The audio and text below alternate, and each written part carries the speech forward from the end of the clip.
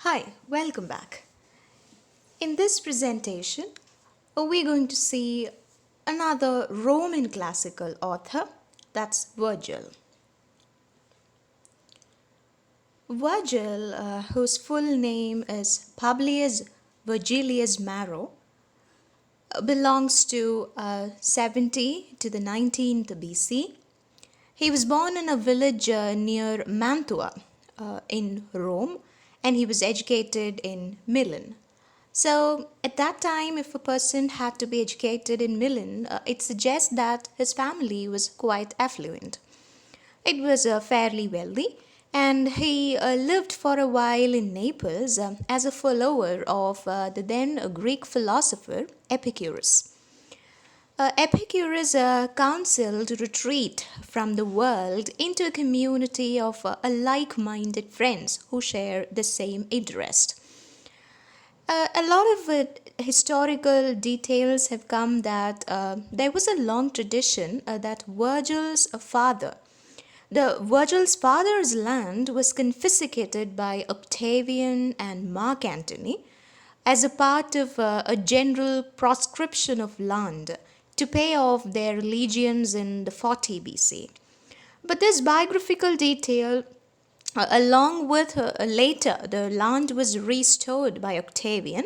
So, such biographical details, most likely, these details have been derived from a crude biographical reading of the poets' first and ninth eclogues. Because the eclogues of Virgil, especially the first and the ninth eclogue, mention about these land confiscations.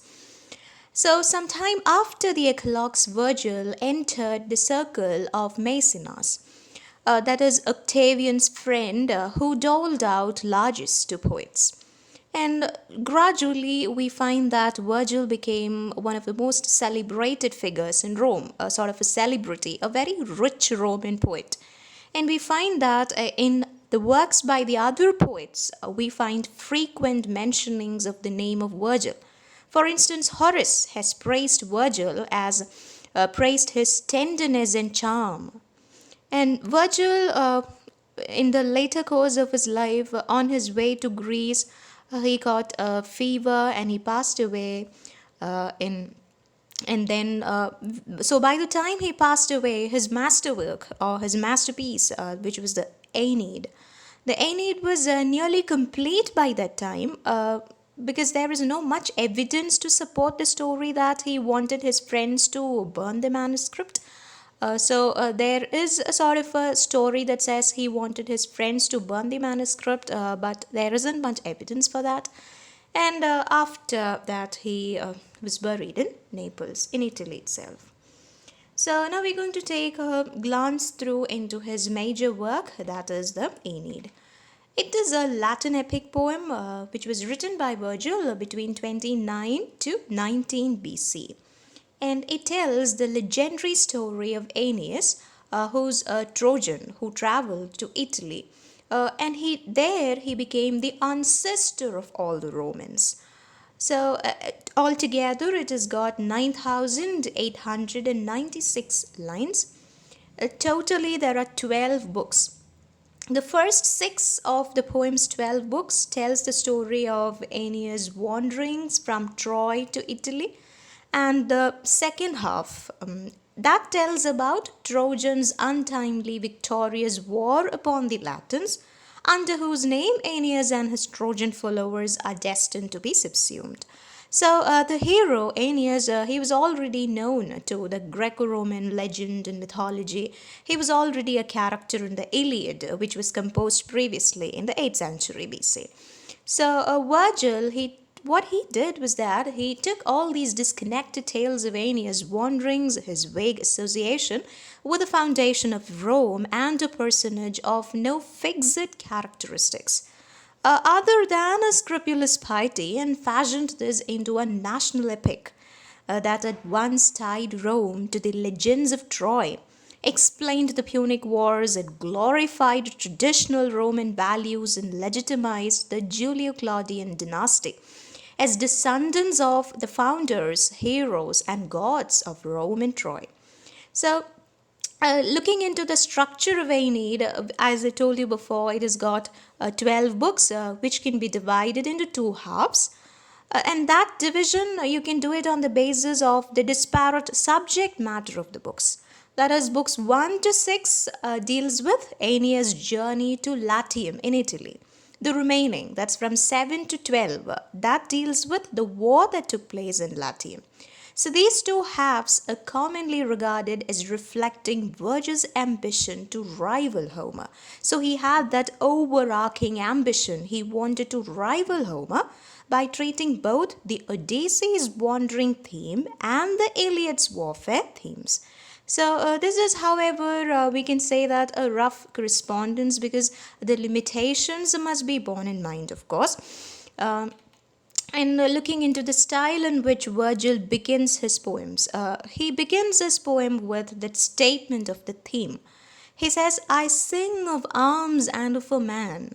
So that's how he begins the work. And then there is an invocation to the muse. Falling some 7 lines after the poem's inception, there is an invocation to the muse which goes like, O muse, recount to me the causes. So there is the traditional invocation to the muse. And then he explains what are the reasons for the principal, the central conflict in the story. The major cause is that the resentment held by the goddess Juno against the Trojan people.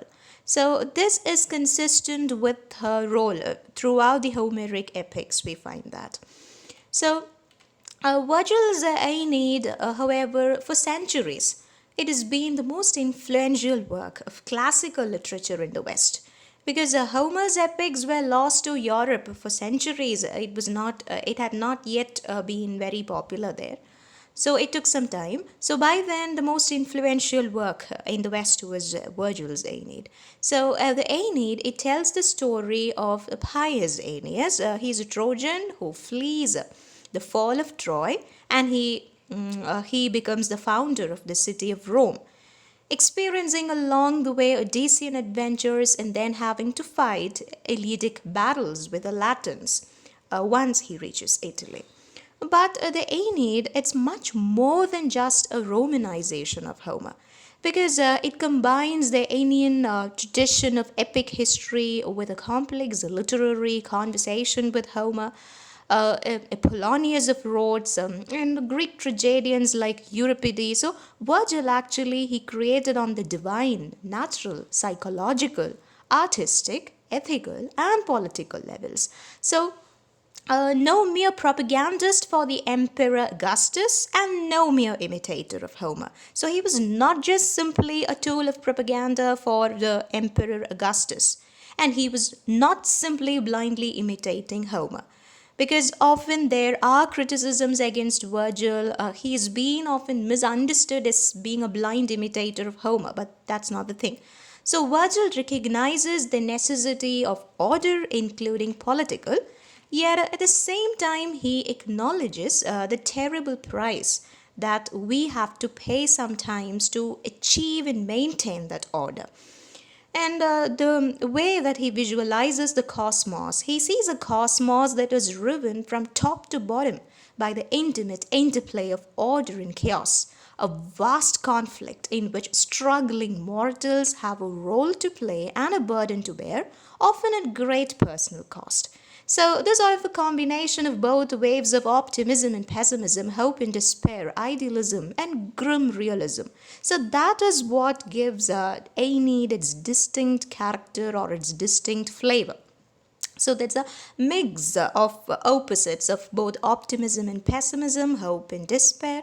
So at the same time, Aeneid is also a virtuoso performance of poetic skill and craft, excellent literary craftsmanship at every level, from its memorable characterization to its attention to detail, the vivid descriptions, to its chiseled lines.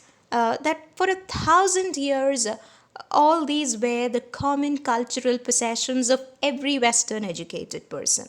So education was not even thought to be complete without a reading of Virgil's Aeneid.